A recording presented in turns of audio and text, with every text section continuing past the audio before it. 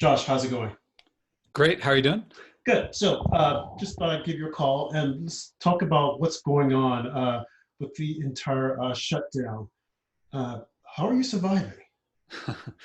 Yeah, it's crazy because what I've realized is that it's the unexpectedness is even the unexpectedness is unexpected. Like one Mhm. day to the next, you don't know what's going to happen in some way that you couldn't predict.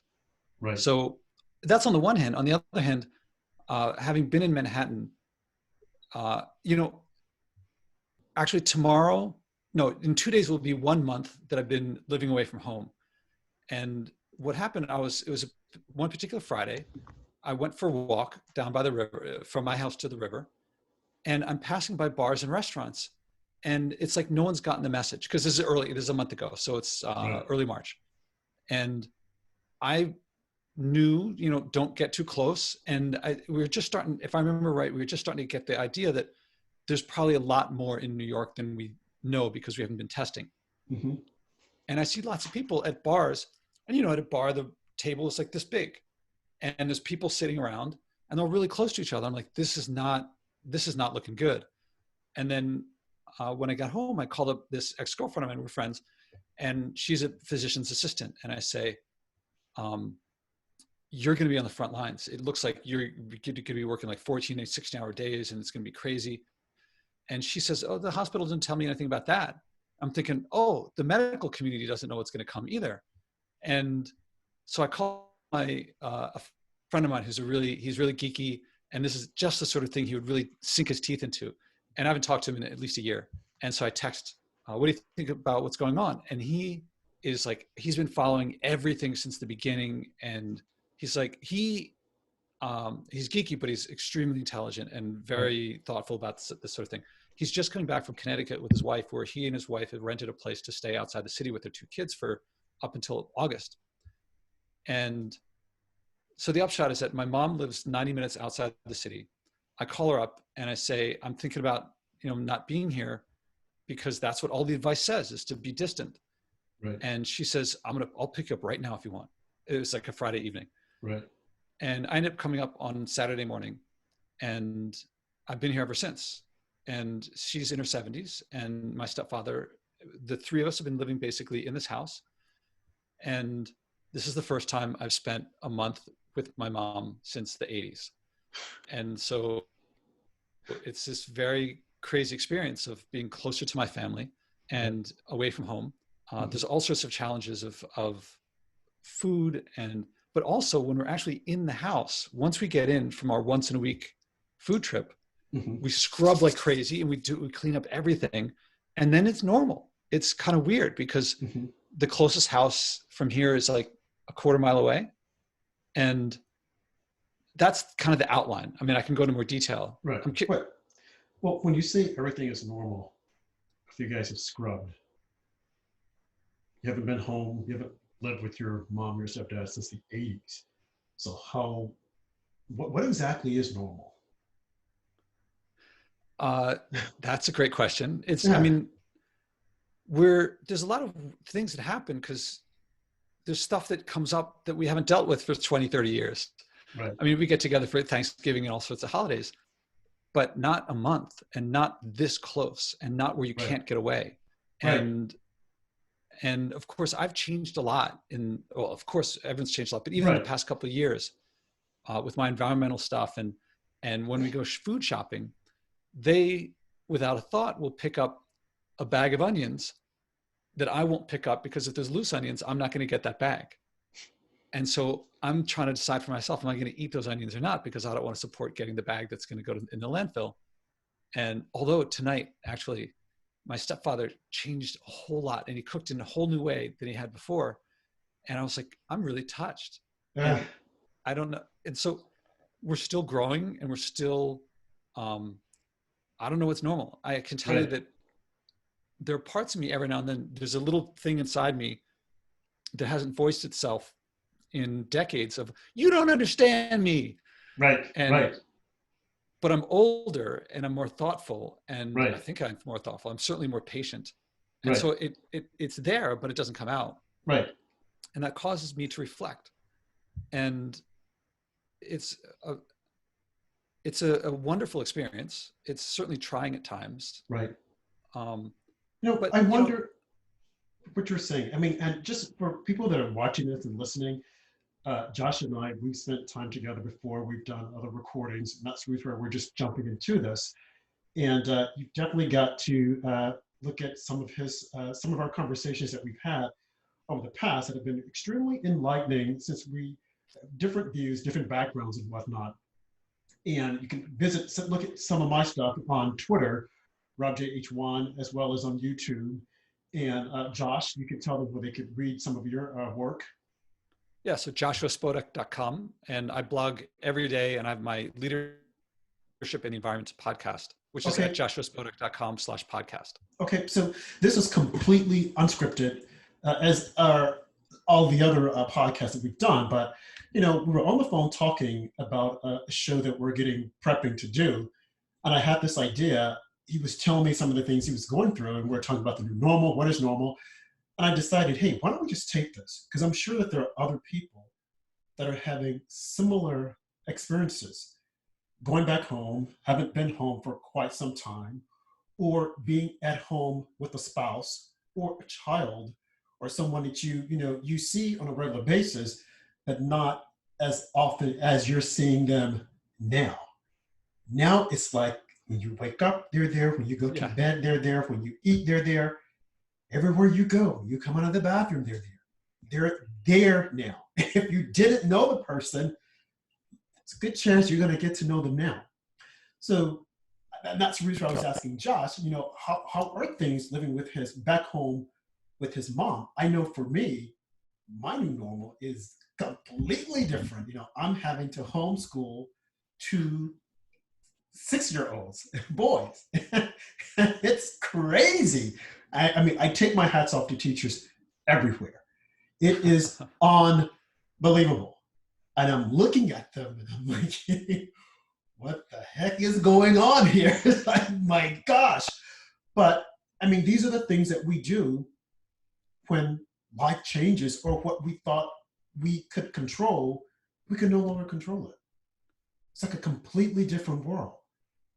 So again, I'm sure that some of you are experiencing the same thing. So we're going to share with you what we see, how we see things, and what we think will happen after this. Will we go back to the normal? And it begs the question, what exactly is normal? So Josh, you were talking about the meal that your stepfather prepared. Yeah, and I want to preface everything that there are people who are in pain. There are people who are dying. Absolutely. I don't want anything to no, we don't want to minimize that. No, by no means. And so, but the growth that I'm having is, okay, here's one thing. When I was a kid, we always watched TV, and the parents were like, you can't watch TV. And we're like, and now they go watch. I got rid of my TV a long time ago, and they keep watching TV, and they love their, I don't know, the shows on whatever. And it's kind of weird to see people watch it. Like they make dinner. I mean, actually they've started now. I'm the one who wants to eat at the table. It's backward. And from what it used to be when I was a kid. But then there's also stuff like, for holidays, I'd bring up, my mom is a master with the sewing machine. I mean, she, and the quilting that they do is amazing. But my mom said, look, Josh, we're going to get you doing this stuff. So I had like my shorts, the elastic was bad. So we're going to replace that. And we put a drawstring through. So I'm sitting there, still my mom is teaching me sewing stuff that I'd learned before, but forgot. And it's really wholesome. And right. I wouldn't have asked for it. I hope that people are getting the chance, using the chance, actively choosing to reflect and to take the time to slow down a bit. I have not as much. I have to some degree, right? But I know I got a lot left because I'm still kind of adjusting. When I came out here, it didn't occur to me to ask, what conditions will I return for? Because I don't think I'll be here for a year to wait for a vaccine. If I go, I can't come back again because if I went, I'd have to go in quarantine to come back again. Right. because they're both in their 70s, and my mom has asthma, and so she's high risk. Right. And so that's why we have to be very, very clean. And whenever we do stuff, I say to them, what protocol should I follow here? Like when I get out of the car, when I get back in the car, when I get back in the house, because I want to make sure that they're going to be more strict than I am, because it's a much bigger deal for them. Right. The odds of my dying are very small. I think they're pretty small. Right. A big thing is food, is when we shop. Well, my mom doesn't go shopping because my stepfather is lower risk than her. So the two of us will go shopping, and he'll naturally pick stuff up that I wouldn't pick up. And yeah, that was a big deal. So we go shopping. The onions, right. And it's out of reach right now, but I'm keeping I have to get food that's packaged that I normally wouldn't get. And so I'm saving it all to take home to put in my home garbage. So I'm going to save for several months the garbage I have here. So I have like all these like bags of beans and the wrappers that come around the collard greens that I'm like, well, at least I'm getting stuff that's packaged, right, even if it's just a little twist tie, but I want to say that. Anyway, so we go to the supermarket and I'm getting stuff that I normally wouldn't. When I get home, I'm thinking, now I understand why people keep saying to me, oh, you could do that, but I can't, which was always painful for me as a leadership professor and as a coach. It's like, I can't, is like, I don't like hearing that, or that's something to work with. But now I realize it's like, it's pretty tough. But then I think, wait a minute, am I going to sit here and take this? Am I just going to accept? Plus the supermarket, I look around and clearly the vegetables were not grown anywhere near here. They're all shipped in from I don't know where. And same with the fruit. I like apples and pears grow around here and the stuff is from Argentina. Like what? That doesn't make sense to me. Right. So I get online and I start researching. I do two things. One is I start researching local foods and finding out the farmers markets here don't start until June. So that means it's like, oh, I guess I got to wait a couple months. But then I thought, no, wait a minute. I start looking at the site and looking at the text at the bottom, and there's organizers, there's people who do this. So I figure I'm going to contact them. So I contact them and ask, what can I do about local foods now? And they write back and they put me in touch with someone. Turns out my mom knows this guy who's got this nearby. Oh, it's crazy. It's a gas station. And the gas station has a convenience store, and in the convenience store has a little deli. And in the deli is a chef from Jean-Georges. I don't know if you've ever eaten there. Yes. But it's like this super high-end restaurant in New York. Right. And so the chef is out here making like world-class food in a gas station. Interesting. And because there's a lot of food stuff here. And if you go to the Yelp thing, there's like 5-star review, 5-star review, 5-star review. And everyone's like, there's a gas station with this amazing sandwiches and pizza in it. So it's a 4-mile walk from here. So a 4-mile from here, my mom and I decide to walk there. Right. And we go and meet the guy who's tells us all about this food hub thing where you can order online to get, I'm not going to go into the whole business model. It's a entrepreneurial way of connecting local farms with people who want local food. And there's a drop-off point where one day a week you can go pick it up and your order. Right. And we start doing that. And actually they never did it. And I'm really happy that I'm bringing something, because actually there's a lot of tension of like, they're cooking their food and I'm cooking my food in parallel, and we're not eating each other's food. And finally you got to wait. And actually I talk about our relationship of when we first started talking, we could have easily just been like, no, you're wrong. Right. And I don't know you well enough to know what you're right or wrong about. So our meeting was a lot of, at least I felt it was mutual, but it was like, who are you? Like, I can't argue with you if I don't know where you're coming from. And I'm doing that with my family now. Right. But you know your family. So I wonder if people are experiencing that now, a husband or wife, they thought they knew the person, but now they're seeing a completely different side of this person. Now, for you as your mom, like you said, you've been away for for almost like 30 something years, visiting her on holidays and, special events. But now you're staying there. You've been there for almost a month. And she's changed. You've changed. So I'm sure that there are other people out there right now who've been living with their significant other whom they thought they knew. Yeah. And now it's like, who is this person I've been sleeping next to for the past 20 plus years? I don't know this person. And I wonder also, I was reading an article one day that one of two things are going to happen. People are either going to grow closer, or once this is all over, the divorce rate will be astronomical because people will realize that this is not the person I thought I married. And as far as families, people with children, adult children who've gone home. I mean, I've heard about stories of a lot of different, friends. It's like, well, I'm going home, be mom, dad, blah, blah. I'm like, yeah, but they're older. It's like, yeah, but we're gonna hunker down. They have a basement. We're gonna stay in the basement. Things have completely changed. Like you said, when you were kids, you don't know me. Well, you can't. Okay, kids, you got to go to bed. You can't watch this. Now you're an adult. If I were to go home, be with my mom during this event because she's also in her 70s, I would have reservations because I know how she is. Her rules is house rules. Mm-hmm. And when she goes to bed, she likes for everything to be turned off. It's like, Ma, you're in your room, I'm in my room. Yeah, but I want everything off. So I wonder, would it be the same way? It's something to think about. But at the same time, if you really love that person, it's an opportunity to get to know that person all over again, to know them in a different way, to see them in a different light. Like you said, when you're growing up, your teenagers, your parents, everyone thinks that their parents are the worst. But then they had a reason for what they were doing. But now that you're older and you're able to go back home to be with your mom, this is a chance that you'll probably never, ever get again. What do you see? What do you feel?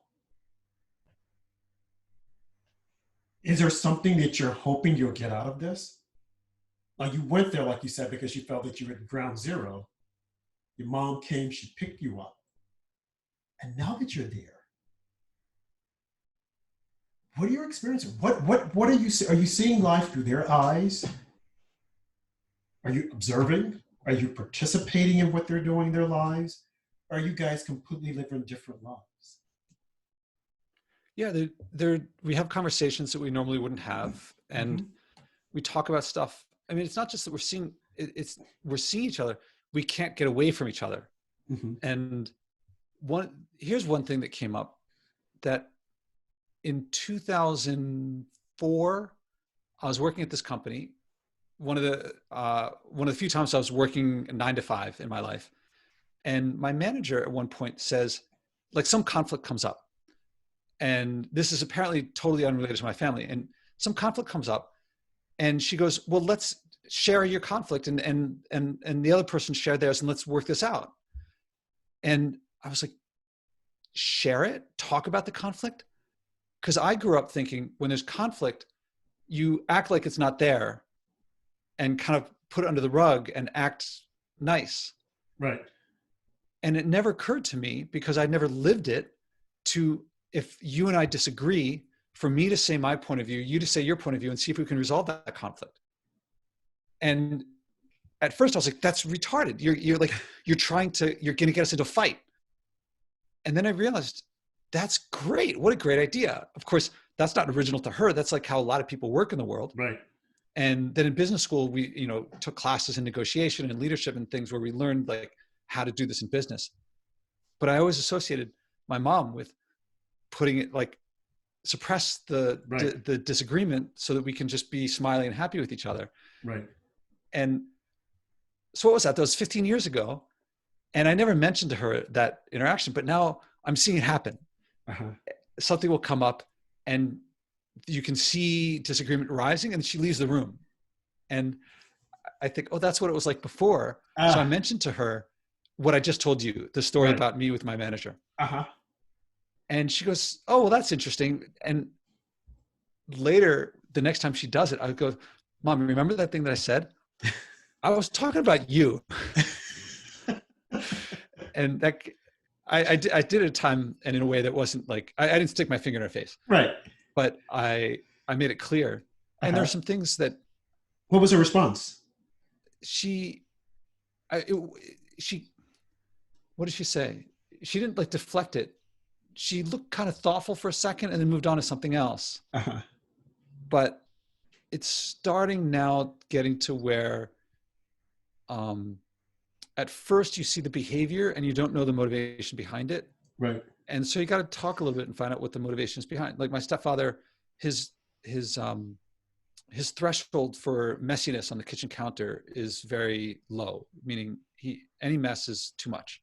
Right. Mine is very high. But partly we're all living together, but partly it's their home. Right. So generally I defer to what they do. So I'm cleaning stuff a lot more than I would normally in my house, but it's not onerous. Right. But he's not quite getting some of the things that I would prefer. Although actually that changed tonight when he made this.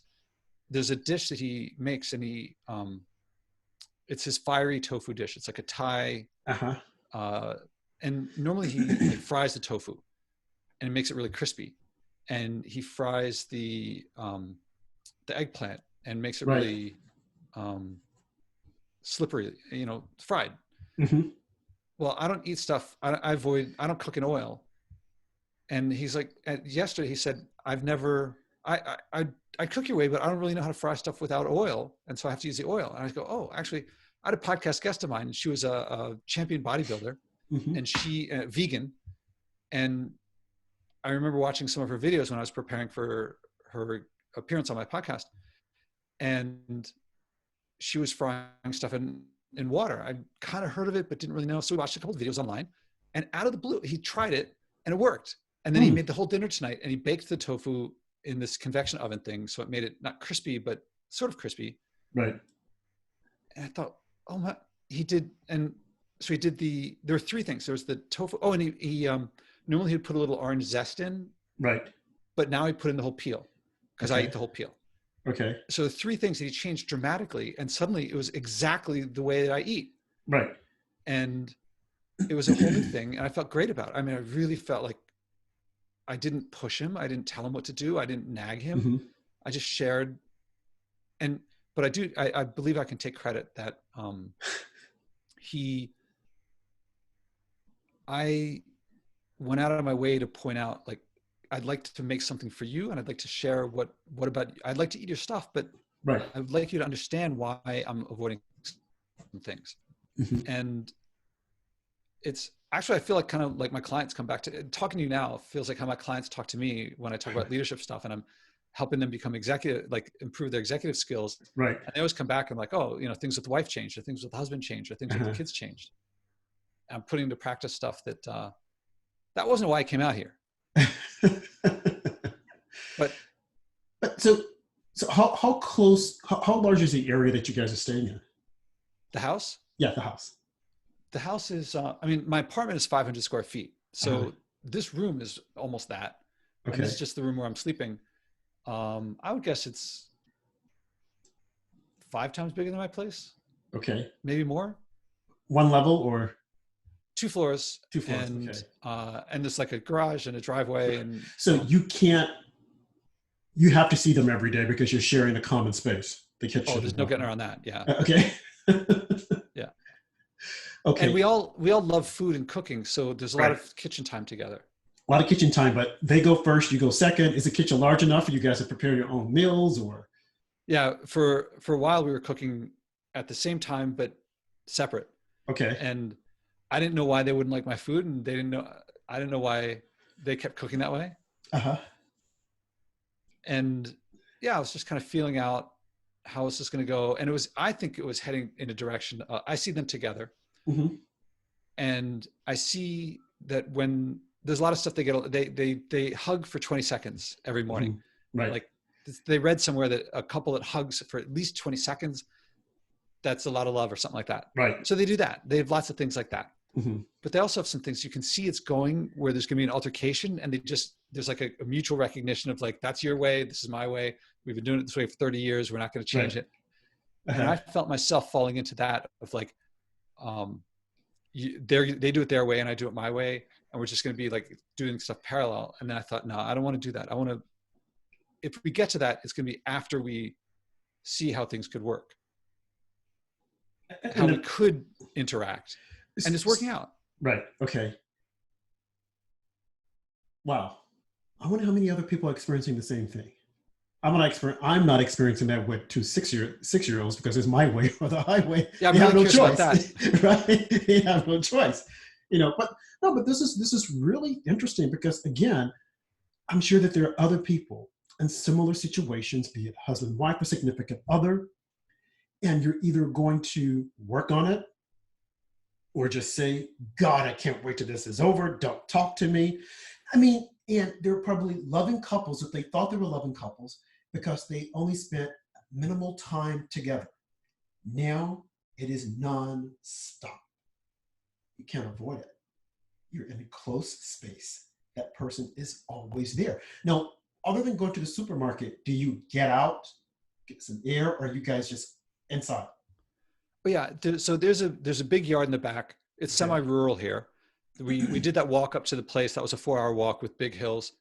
My mom goes on a walk every day, Okay. and I pick up a piece of trash every day. Right. So I have to walk a little bit farther than I would in Manhattan, but so a lot of times I walk with her. And I don't know if you know that, I think when she was 66 or 67, because of me, she ran her first marathon. Okay. And so her and me in running, we have a connection there because I inspired her. Right. And so the walking is along her running route. She's not training now. Okay. And so we get to share that. And there's also some, I guess, probably guys in their 20s, maybe late teens, who have some really loud motorcycles and ATVs. Right. And they down at the end of the road that way, there's a stream and it's beautiful. I mean, it's just beautiful, except there's plastic strewn around, which makes it really ugly to me and tragic. But these guys go and ride their bikes in there, and it's public land. It's illegal for them to do that. And then across the way here, there's a private property which they go through. And so when they go by in their loud motorcycles, she takes pictures. Mm-hmm. And one of them, they've stopped and they started talking to her, and she talks to them about the mufflers, and she's also talking to the police. Mm-hmm. And I'm watching what's developing, and she envisions a better life for them. Right. She's annoyed at them, and she doesn't like the noise, and she doesn't like the smell of it. I think they're 2-stroke engines, which are like really polluting. But she's not going to just hit him over the head with it. Mm-hmm. So it's not really bonding, but there's this project that's going on, and who knows where it's going to go. Right. And I was there once, and the guy comes up to me. Okay, so these guys go by. She's got her camera out, and they turn around and come back. Mm-hmm. And the guy comes up to me and he's like, "Is there something wrong? Is there a problem?" I'm like, "Is this going to be? Is something going to happen here?" And then my mom just goes, "That was me." And like he goes over to her, and then they start chatting. I was like, "I don't know what's going on here," but that was not the first time that they were talking. Right. And there's things like that. They really want to make a quilt for me. And my mom is a master quilter. I mean, stuff that would show in fairs. Uh-huh. But I don't want more stuff, because partly I think she wants to do it because I have 2 quilts that my grandmother gave me. Right. And so a 3rd quilt would be too many quilts for me. I don't know what to do with all that. So now she's stuck. It's like, do I give him an extra quilt anyway? And then she had a brilliant idea that the back of one of the quilts is plain. Right. So she's going to make it a 2-sided quilt. So she's going to put a new quilt on. So it's all these little things like that. Right. It's very homely. And so Josh, had you not gone back home? Well, wait, I take that back. Do you think, was there a sense that since you've been back home with your parents, that a new closeness has developed that wouldn't have taken place had this not happened? Or there's nothing there? I'm overrating this. This is a new experience that I would not have planned and couldn't have predicted. Okay. But partly I'm also primed because of my not flying. I'm in my 5th year now. Right. And one of my big discoveries was that I always was looking for stuff far away Okay. and ignoring what was nearby. Hmm. Not ignoring, but deprecating what was nearby. And now one of my discoveries over the years has been how rich life is nearby. And a lot of people are quick to say, oh, well, yeah, you live in New York City and it's, it's all that culture there and so forth. Right. But that's not other people. I mean, if I chose to live where I live because I like that, but if I liked more outdoorsiness, I would live somewhere more. There's not a whole lot of outdoorsy in Manhattan. So, as I've said many times, one flight brings you to a distant loved one, Hmm. but flying in general makes them so they're far away in the first place that you have to fly to get there. Right. And my experience has been that the more one flies, the less one sees of one's family. Right. And how far again are you from your parents? How many hours? It would be normally I would go to I take the train to Port Authority, and take the bus to Monticello. Hmm. So that's usually from Monticello. The bus ride is probably 90 minutes, maybe 2 hours, depending on traffic. Right. And this time she picked me up, Right. so it's a little faster. Uh-huh. Distance, I don't know, 90 miles, 9 100 miles. miles. Okay. Interesting. I don't really So, know because I don't do the drive. right. I don't have a car. Right. Right. So again, just going back to, the whole thing that when I opened this up, the isolation, us being isolated from the world, from everyone, and knowing your views on traveling planes and whatnot. And as you said, people going so far away. And now we're either tethered at home because we can't go out because of what we've been told because of this whole virus. I wonder when it's over if people will look back and treasure the time that they had and see things differently, or we go back to, as I started saying before, the what we considered as being normal. Because definitely what we're going through now isn't normal, but there was a time and place that people were lived close by. You live close by to your loved ones. Mm-hmm. Now we don't. Are we missing something? Do you feel that you missed something? Are you gaining something that had you not been living so far 90 minutes away from your parents that you would have never let go? Or what exactly is it? What will become of us once this is all over? I mean, we already know that with technology, cell phones, people became distant. We hardly ever spoke to each other. We didn't see anything to it. We never said anything to our neighbors. I live in an apartment complex. I could not tell you who the people are on my floor. I see them. We smile, but we don't engage because of technology. Now, almost, we're forced to have to say something to the other person. Like in the elevator, that someone will say, "Be safe. How are you? Be safe." Before now, no one ever said that. We never had those conversations. But now it's like everyone is concerned. Be safe. You go outside. Oh, be safe. You have a smile, a wave. But now this is like forced upon us. People aren't like looking at their phones. Well, the people that I see, the few people that are, I'm still here in the city. And I go out and I see people looking at me eye to eye. They're smiling. I don't know if they're looking to say, let me see, how old is he? Do I need to go on the other side of the street? Is he sick? Mm-hmm. I don't know. But it definitely, things have changed. I feel it. I hear other friends talk about it. When I talk to people on the phone, who are forced inside with their family members, they're forced to have those conversations, like you said, that you're the one who wants to eat at the table. Your parents are eating somewhere else. Now you have families that are more than likely forced to sit at the table and have those conversations. We're Passover, people having to sit and talk. Easter, people usually get together, having to sit and talk. Conversations have to be had. Now, of course, people will probably bring their cell phones, but still, you're in the same proximity of that person. Conversations are going to come up. things that you didn't know about that person, you will see. Little nuances that you know, you like them or you don't. What becomes of all that when this is all over?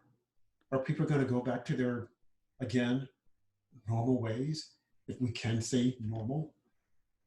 Are we going to, still jump on the planes and go overseas to England or Amsterdam, or are we going to take advantage and say, no, I'm going to jump in the car and I'm going to go visit grandma, dad, my sister, my brother, who lives right up the block? Some people live right next to their loved ones. They hardly ever see them. 2 years go by. They're going overseas. They're doing so. What are people? I wonder what are people experiencing. I mean, I'm doing a lot of self-reflection. I'm looking at my life and the things that I didn't do, and just being inside. Now, I'm not inside with another adult like most people, like you. You're inside with your parents. So I'm like, what exactly is the conversations? What are you guys talking about? Is there a fight that was not resolved, or a memory that you want to cherish and you want to talk about? These are the times that people can revisit that, or not. What happens? Yeah, these are the sorts of things that over the past 4 and change years, when I've been not flying, is that you're talking about it in terms of me, or like the people that you're with in your apartment, the people that I'm with in this house, but also it's the neighborhood where you are. I mean, we're moving around a bit less outside these days, but that's what's been forced on me for years now. Of if I'm not, what does it say about a community if everyone in the community feels that they have to get away 1,000 miles away at least once a year? What are we getting away from? What are we getting away from? Yeah. And what, if you can get away, then you don't resolve, there's certain problems that you're just like, all right, I'm not going to deal with that because in 6 months I'm going to be away for 2 weeks and I'll just deal with it. I'll just kind of not pay attention to it for a while and it'll go and I'll not deal with it. But now you got to deal with it or it's going to fester. Right. And you can take responsibility to resolve these things. I don't know. Maybe there's some people who are just like not going more the direction I was describing that here we're moving away from, which maybe they're just being like, look, that's your way of doing things. This is my way of doing things. And you do it that way. I'll do it this way. And we're just not going to deal with it. And I don't like that. That's to me, like, it's not bonding. It's not meshing together and learning from each other. And I mean, I have made it for the past 15, 20 years of my life, learning conflict resolution, leadership, social and emotional skills to develop relationships and to, I highly value intimacy and vulnerability. And there's certain things with my mom that I haven't shared ever, and I'm good at not sharing those things. So do I share them or not? Little by little stuff. Some things you just like, when my stepfather's cooking today, I was just like, can I chill here? Okay. So there's a rocking chair and he's cooking. I'm sitting in the rocking chair. And it's like, just stuff comes out just because you're there. Right. But would you have had the same conversations, let's say, if you were just visiting for a day or two? Would you have said, I'm going to just chill here? Not even close. Yeah. And so do you think that because of this forced isolation, are you trying to make small talk? Or is it genuinely coming out? Are you trying to have that conversation, or is just trying to kill time? Some things are okay. Or are you trying to recapture something? State. I'm forming a nonprofit. Okay. Today when I grew up, I was not entrepreneurial. And my mom was entrepreneurial. We didn't have that to connect on. And now she's retired, but she's still like, the publishers keep coming back and like, she keeps doing more and more work because she likes it and they keep paying her more because she's like really good at it. And so today I got word from New York State that my application for my nonprofit came through. So there's still a whole other thing of going with the IRS to get the 501c3 stuff, but I knew she would like this. I go, Mom, I got word from New York State, my nonprofit form. She's like, oh, that's so great, right? It's not a big deal, right? It's just like a little paperwork and it'll happen. Right. But it's still kind of a nice step. And I knew that she was really genuinely happy that she knows that I'm not doing it. Like forming a nonprofit is not like a casual, stupid thing. It's like you do it for a deliberate reason. Right. That was nice to bond on. And yesterday, no, a couple of days ago, my nephew called, and my mom noticed how long he talked to my mom. Then he talked to his grandmother. Then he talked to me, his uncle. Then he talked to my stepfather, so his Papa Bill. Mm-hmm. And at the end, so I think he's in 10th grade. 10th graders don't like to talk to grandparents that much, I don't think. Mm-hmm. And at the end of the call, she's like, 17 minutes. He talked to us for 17 minutes. And yeah, it's great to talk to him, hear what he's doing about his rock climbing and his chess playing and stuff like that. Right. Yeah, this is definitely more family time than I would have done. Uh-huh. Let me also point out, why do I have all this time? Because my business is decimated. Right. I mean, I got to start from step one of rebuilding what was a healthy leadership coaching and public speak. Well, the coaching's still there, but the public speaking and the workshops, that's gone. So had this not happened, that new bonding that you're having with your parents probably wouldn't have taken place. Right. So it's almost as if though you're forced to give up something, the business that you were building up, to have that connection. Did you anticipate this happening? Well, The I connection didn't that you anticipate the had. virus. Well, not the virus, but right. You didn't anticipate the virus, but going to stay with your mom. What were you thinking before? I mean, did you have any expectation? Did you say, "Hey, can I do this?" Or why didn't you just stay here and hang it out? Although, like you said, it was ground zero. But so. Well, here's the choice. Here's part of the choice was if I don't see her now, if I don't leave Manhattan now, the risk keeps going up and up and up because I don't know how many people in Manhattan have it. Right. It could have been hundreds of thousands at that time. Right. And it may have been. We don't know. Right. And so if I didn't see her then, it could be years before I would see her again in person. So it was either go full on or just not see her at all for a long, long time. Okay. So not seeing her at all for a long, long time. I mean, I've definitely been overseas for a year at a time when I wouldn't see her for a long time. Right. But yeah, I thought we could get into some heavy business here of like just really annoying each other. Mm-hmm. But I had a feeling that wasn't going to happen. I mean, there's enough to bond on.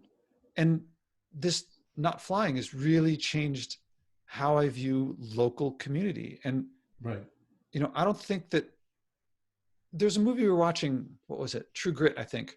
There was some scene where some guy's going somewhere and he's like going on a long trip, 70 miles. Mm-hmm. I don't think we today are, how do I put it? There's a couple ways I put it. I think that if Buddha or Jesus or Aristotle or Plato were alive today, I don't think, you know, or pick Confucius or whoever, pick your luminary. Mm-hmm. I don't think that they would say, "Oh, I thought I was happy before, but now I'm actually happy because I got an iPad." Mm-hmm. Like, I don't see Buddha saying that. I think we don't have new emotions that people before didn't have. Right. If we feel that the way to get adventure or the feeling of accomplishment or the feeling of discovery is I have to pay someone to give me something to deliver, like a jet flight, or I don't know, if I feel like I depend on someone else for it, I think it actually decreases our experience of adventure or culture or travel. If the way people usually get it is, here's my money, give me my flight. Mm-hmm. Here's my money, give me my whatever. To me, it's just like the extreme end of that is like opiate addiction and all the addictions that we have, sugar and alcohol and stuff. Here's my money, give me joy. Maybe I'm overstating it, but the other side to that is I get what I create. And if I have the skills to create joy, discovery, community, then I can create those things. And that's what I'm doing. I'm definitely looking at this actively. What can I do to create in my life? And now that we're so locked together in our relationships, you know, in this case, it's fulfillment and learning, and we're not really challenging each other, but I have a feeling that we're going to sit down and she's probably going to give me a pretty good lesson on using the sewing machine. Her sewing machine is like, I think that thing like runs Linux. It's so powerful. Right. I mean, she's really good with that stuff. And um, we're definitely, yeah, I want to find out some things that I don't have. And but you always knew that your mom was good at sewing, right? So that's oh yeah, nothing new. Okay. she can like make a suit. Uh-huh. So so is there something now that you've since you've gone back home, you've been living at home, that you noticed about your mom and your stepdad that you've never noticed before? Let's see. I mean, the first things I think of are the things that they are the same. I'm like, that was annoying that was annoying at the house in Philadelphia, and it's annoying now. Right. Some of the changes, some things I didn't expect. Give me some time, and it'll probably come up as we speak. Okay, let me ask you something else. So, and again, I encourage our listeners and readers to revisit some of the post podcasts that Josh and I have done, and it'll fill in some of the gaps and things that we're talking about. One of the things I want to mention is like the eating habits. You don't eat packaged food, buying fresh fruits, vegetables. And did you bring your pressure cooker with you? They have a pressure cooker that I bought them. It's the same one that I have. Yeah. Okay, so you're using that pressure cooker to make all your meals? Yeah, not all. I mean, I ate a lot of fresh stuff too. Right. So, have your eating habits changed drastically for being up here? Yes, they haven't, because I mean, the shopping on how many shopping trips have we done? We've done a few shopping trips, and I've definitely gotten more packaged food than I would at home. Okay. I do have another rule, which is the way I put it is I have low standards the first time. So when I do something new, I'd rather motivate myself to do it. So I drop my standards the first time so that I try it. And then the next time I try to learn from it. So I'm decreasing it all the time and figuring out how to get the local stuff. Right. But they've always gardened. And so you're able to make your beans, the stew that I had that time, you're able to make that. Yeah, I brought a giant package of nutritional yeast, which it's harder to get up here. And when that runs out, I'm doing my research to find out how I can get it up here. And so I brought some ingredients that I knew they would not likely have up here. Right. And you've been there for almost a month, right? Yeah. Wow. Okay. So since you've been there, what has anything changed about Josh in New York City? Oh, when I go back, will I do things differently? Right. Well, the gardening, you saw I have the plants on my windowsill that are they're modest relative to here. I mean, they got like peach trees that they planted 10 years ago, and I can't do that. But I'm learning. That's something that I picked up that from them, that gardening, and my sister too. Right. And actually my plants are doing really well here. Right. Did you bring your plants with you? Yeah. There were a couple that were dying they weren't dying, but they're gone now after a month of not being watered. Right. But actually when I ended up bringing up more than I meant to. I only brought up 2 of my kettlebells. So I have to, there's some of the things I can't work exactly the same. So I have to like make do. So I have to adjust for that.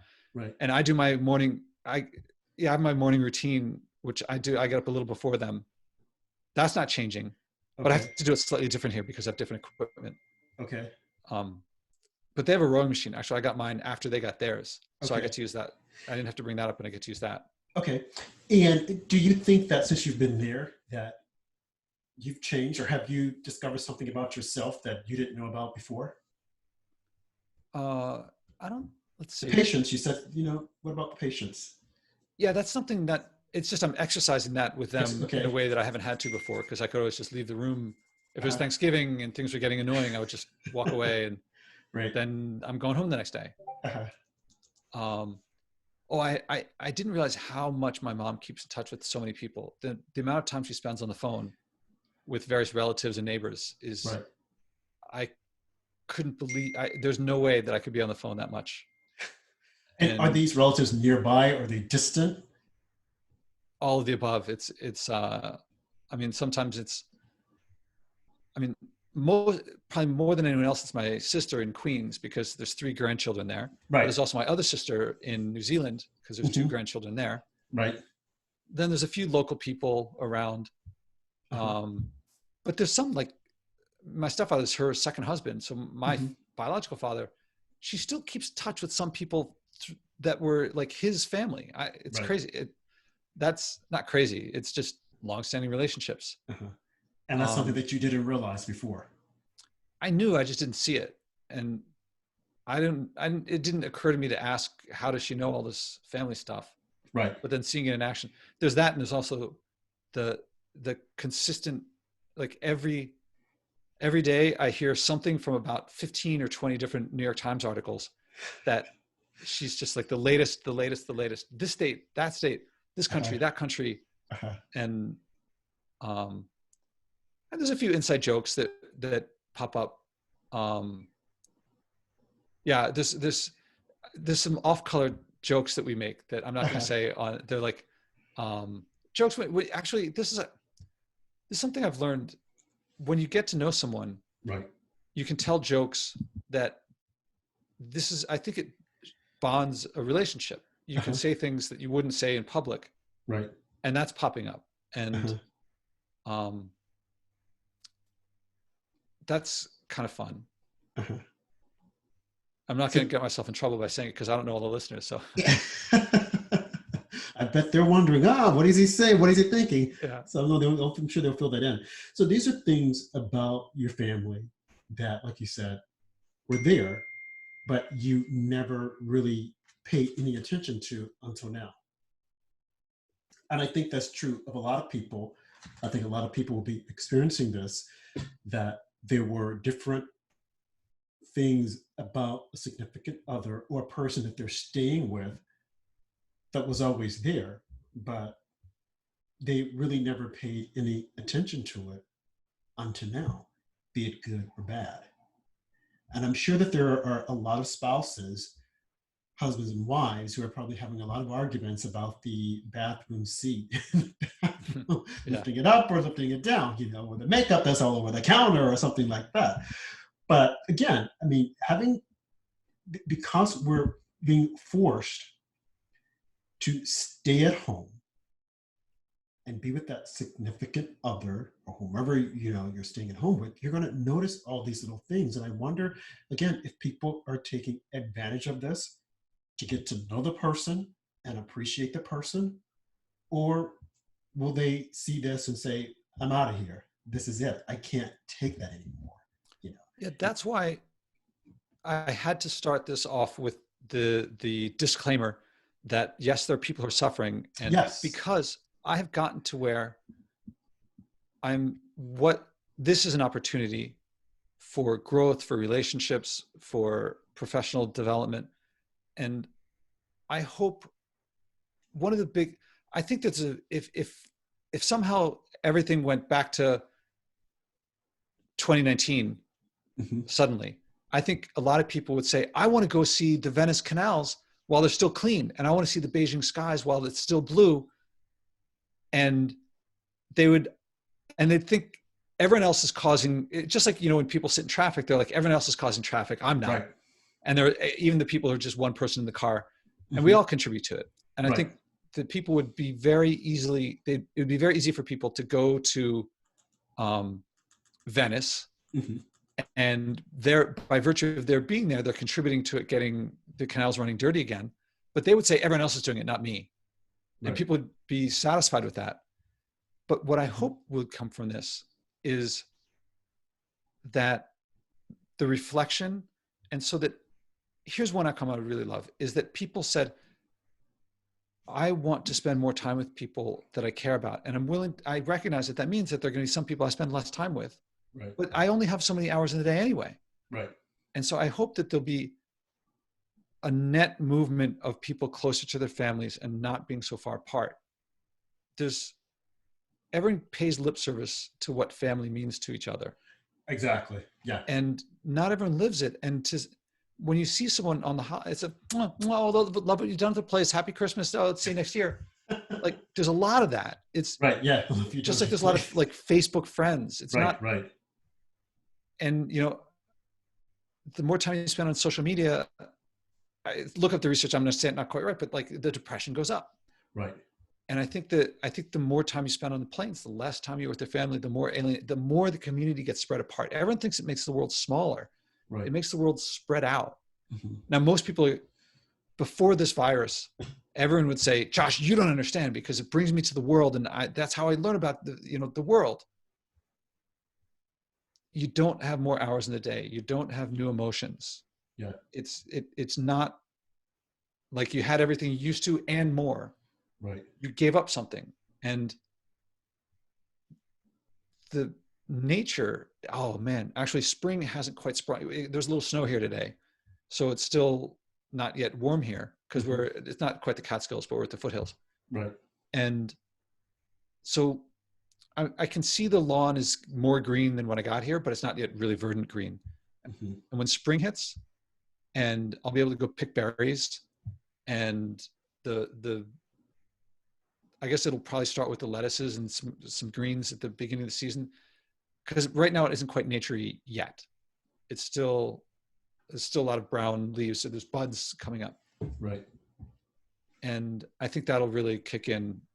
Oh, when I wake up in New York City, one of the things that happens when I take my shower is there's a cough. Got to cough the phlegm up a bit. Mm-hmm. None of that here. My throat, it's just cleaner air. Now, everyone pollutes more per capita. I mean, all the pickup trucks, they're not high mileage vehicles. Right. And you got to drive everywhere. And this house, for two people to live in this house to heat it up, it's like the amount of energy that they use here compared to what I use in the city is much, much higher. So they're actually polluting more. I think New York City residents, on average, it's a third the emissions per person outside the city. So, but there's this weird situation that out here you pollute more, but you actually have cleaner air. And in New York, in the city, we pollute less, but we have dirtier air just because of the density. Right. But I was reading somewhere when you speak about pollution that now that it seems as though the world almost has stood still, and I don't know how true this is, that the earth is moving a little slower. Have you heard about that? I haven't heard about that one. I also heard that our carbon footprint has somewhat decreased because everyone is inside for the most part. And only the essential people that really have to be there are there. I go outside now. I live in the financial district, and it is a ghost town. Yeah, there's no one. I wanted to go to Times Square just to see it at night, and I see it on TV to see how things are just like a complete standstill. And you usually don't get that until like around the holidays. Now, again, it's Passover or Easter, so things would probably slow down. But every day, Sunday through Saturday, nothing. So I wonder if, just a little bit, one day, on a particular day, if there weren't a lot of pollutants out there, people weren't polluting as much. They weren't throwing garbage on the side of the street. That things just like, we gave the earth a breather, because almost everywhere things have slowed down. So I wonder if the earth said, wow, got a breather. Well, they were inside, because of some virus, they're inside. Were you in Manhattan in 2003 when the blackout hit? Yes. Do you remember what you did for the blackout? Yes. I walked from 59th Street all the way to Wall Street. And what was your experience of it? Like, I actually enjoyed it because I would do those long walks all the time. I was working in Midtown, and I went to a friend's apartment, gave me some change in clothes. I had on flip-flops, shorts, and I think a white t-shirt and a Lacoste cap. Walked back home. I was even here on 9/11 and the same thing. And I remember 9/11 because I was sick. and I was trying to get back home. But it was a little different because the air was polluted, around that time. But on the blackout, it was quiet. But things were, this is a different feel from 9/11, the blackout of 2003, completely different. And yeah, why? Because it was scary for a bit. And my experience was, it was almost the anniversary, the second anniversary of 9/11. Mm-hmm. It was August. And so it was like, is this terrorism? So it wasn't, in today's situation, it's easy to look back and say that was very short and it was just localized, not the Right. whole globe for years. Right. But in the moment, it could have been really serious. The whole city's out. Oh my God, Yeah. what's coming next? Uh-huh. Oh, eventually we learned it was an accident. We didn't know how long it would last. And could there be rioting? Could there be looting? Right. Yeah. For months after that, the first time, what I remember is that the first time you would see someone since the blackout, you would ask how the blackout went. And virtually everyone I spoke to had a positive experience. And it was something about interacting with the people who were next to them. Right. And I learned from that experience. This was my personal experience, was these devices get between us. And I consciously chose to use, then social media was Friendster. Mm-hmm. But the phones, I would try to spend more time in person. And I told myself maybe once a year on the anniversary, I would, not use power for a day or something like that. Right. And I would talk to people about that as a casual thing. One person was like, Josh, the Orthodox Jews have been doing that forever. And I thought, oh, that's interesting. And those communities are really tight. Yep. And that was one of the early, this might have been my first experience of saying, all right, they're advertising this thing to say it brings us closer, but does it? Well, my experience was. Go ahead. Well, the girl I was dating at the time was up near Columbia and I was down in the village. So I was like, I started walking and then people were hitchhiking. So I was like, I hitched a ride and these guys had some people were charging like a lot to go over the bridge or something like that. Right. These guys were just picking people up and dropping them off. And it was like a party. And anything. So I just got a ride up there and it was a romantic evening, with the girl and with the lights out. Uh-huh. And it was really hot and humid. And you read about like the stockbrokers were like making bonfires in Tompkins Square Park and dancing with homeless people. Right. And that was one of the earlier experiences where I started developing what I would consider healthy skepticism of when someone says this is going to bring us closer, to ask, does it? Well, as I stated earlier, referring to married couples or couples as in general, they will either stay together or they will get a divorce. I do think that when things like this happen, for a glimmer, for a moment, there is a somewhat like a unity of sorts, because we feel as if though we're all in it and we've got to get out of it. I don't feel that way with this. This is definitely something different.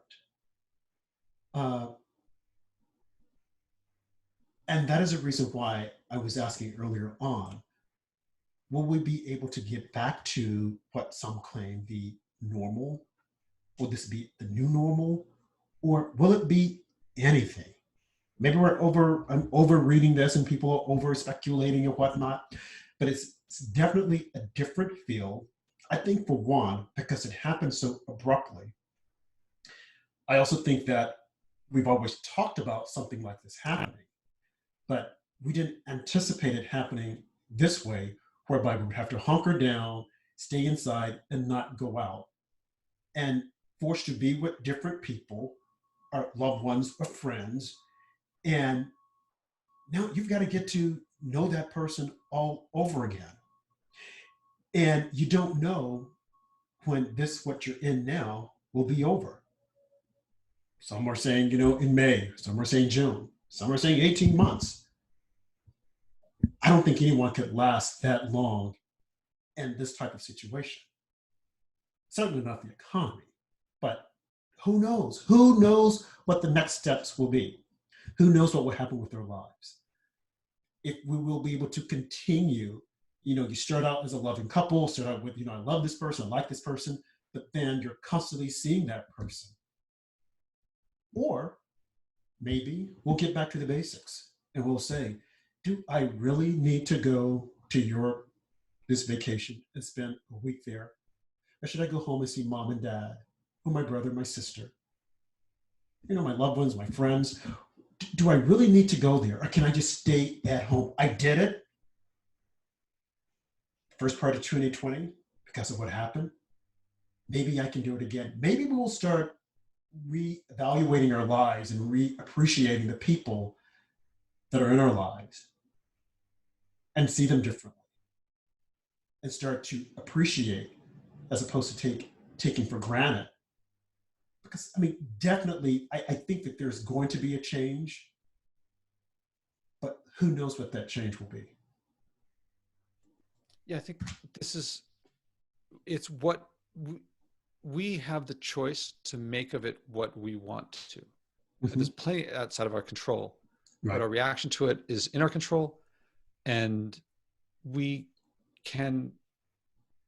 Yeah, I see all these things of like how to handle and I'm like, there's many articles of people trying to help people through these difficult situations, and right. I'm like, it's no more difficult than any other time if you chose to. Most people not run away. If your life is, you come home from work, you have dinner, you watch TV, wake up the next morning, go to work.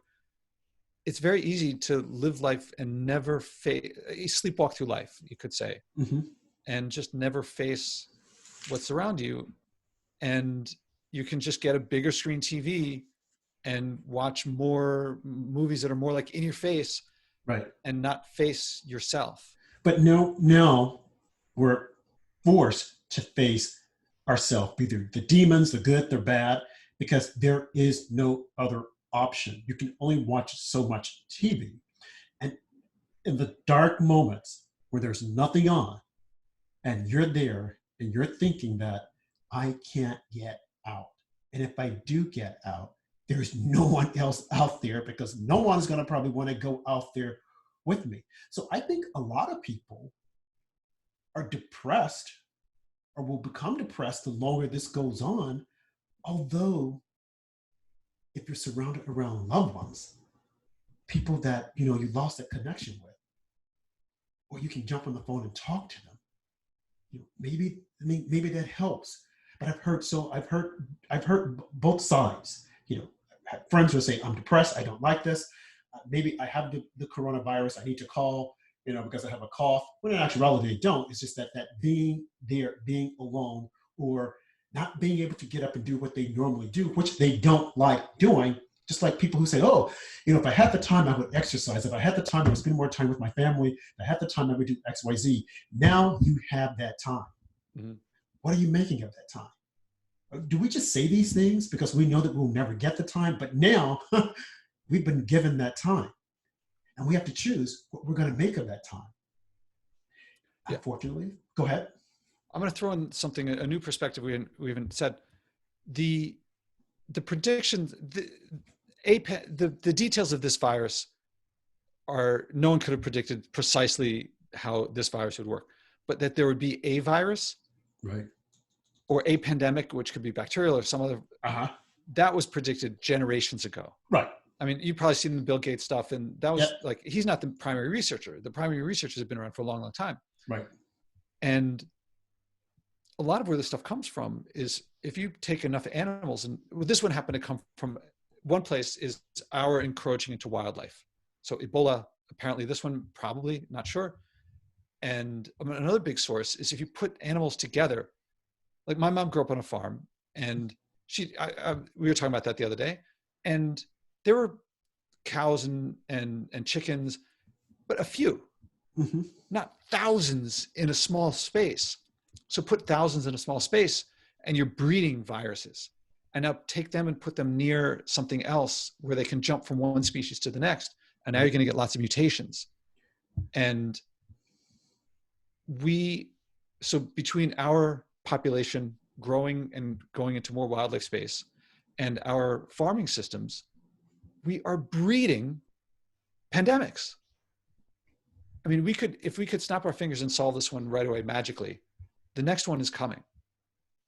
To me, if we continue to create the conditions where viruses grow and mutate and then jump to us, it's just a matter of time for the next one. The next one may be more virulent. It may not, and there are environmental issues that maybe there'd be a blight. You know, we have all these monocrops. Mm-hmm. What if there's something that instead of infecting us, it infected wheat or corn or soy or rice? And where we used to have many, many different varieties, now we have one or two. What if it wiped out that? If we have not enough food to go around, right now we have plenty of food. There's distribution issues, mm-hmm. but there's enough food. Right. So this crisis is motivating compliance. It doesn't make sense to riot when rioting might make you sick. Right. But if something happened and there was only enough food for 90% of the people, it's not like 10% would say, we'll take it for the team and we'll die. Like there's no triage in that one. 100% of the people, well, I guess, you know, the rich people will get some for themselves. They'll figure it out. And then there'll be enough food for the remaining, you know, 80% for 90% of the people. And that would, who knows what the details would be, but it probably would not promote compliance. Right. It would probably promote violence. But that being said, not just to jump in here really quick, when you were saying that, you know, who would say, hey, I'll take it for the people and I'll go without, you know, there is a move right now, looking online, that there are a lot of people who are, you know, in that high risk area that are saying, you know, maybe we should open up the economy and we should go back to, you know, life as we had it, so that we can get things moving, so that we can save the country for our grandchildren, you know. No, I don't know if I would raise my hand and say that, although I'm not in a high risk area. But I mean, all these questions are out there that I think about and I ponder. What's next? Where do we go from here? Do we make the best of this, what we're going through, like you with your family, your mom and your dad? Did it take this to get us back to the basics and hopefully learn from that and realize that, hey, maybe, you know, being close together with the loved ones and people that we care about and cherish? I don't know. All I know is that this is definitely not what I like. I want to be able to go outside, even if I'm not doing anything. The idea that I can go outside, and I think it's almost like a mental thing. Like today, I was looking in my apartment. I'm like, what do I eat? Like, I don't want what I have. Like, gosh, I go to the store, but I have everything that I need. And I would just go to the store and walk around and just look and probably leave the store empty-handed. The idea that I can't do it makes me want to do it. I miss not going to the gym. I want to go to the gym. I can exercise at home. But I'm like, I want to go to the gym and do it. I don't know, Josh. It's hard for me not, as you put it now, I would not remotely describe myself as Buddhist, but there's a message there that's like, there is suffering in life. There is difficulty. Right. Actually, maybe a more stoic perspective of, there's many things you can't control, but you can control your reaction. And that means that the more you are able to master yourself, which in my lingo would be develop social and emotional skills. Right. From a Buddhist perspective, there's suffering. There was always suffering. That didn't change that. Right. It didn't create something that wasn't there. It's just changing the nature of it. Exactly. And given that that's the case, people have figured out how to handle these things. One way to handle it is to distract yourself and, you know, go with a big screen TV and go with the fancy meals and fly around and yep. You can go your whole life and each time tell yourself, this is great. Mm-hmm. And if you don't take time to reflect, it may well be. And I'm sure there are people who are happier than me doing stuff that I would no longer do. Right. But the phrase, the unexamined life is not worth living, has stood the test of time. I think because of what the questions you're asking, there are answers. Not that one can say, I think it comes through experience. Mm-hmm. Mm. And, you know, this stuff could be taught in school. This is not, the answers to your questions could not be put on a multiple choice test. Right. And standardized. And so that everyone in the country is like, what do you do when X happens? It's like, it's personal. You have to look inside yourself and learn your values, learn the particular wiring of your emotional system, of what you like and what you don't like and how that meshes with others. There's no shortage of that. I mean, you can learn a lot about yourself and there's always more. And then you can learn more about your spouse, your kids, your whatever loved ones, your neighbors. However much you learn, there's always more. You Right. can, if you want, find in the others the annoying stuff. You can also find the joyful stuff. And that's a skill. What facet, I mean, I'm 48 and I'm still learning stuff about myself. Mm-hmm. That means I know less about anyone else than I know about me. And my knowledge of myself, self-knowledge is incomplete. So that means there's always more that I can learn about someone else. What part do I choose to connect with? The part Right. that annoys me, the part that I don't like, the part that brings me joy, the part that challenges me. What can I find in them? And this is to me what I learn and teach in leadership.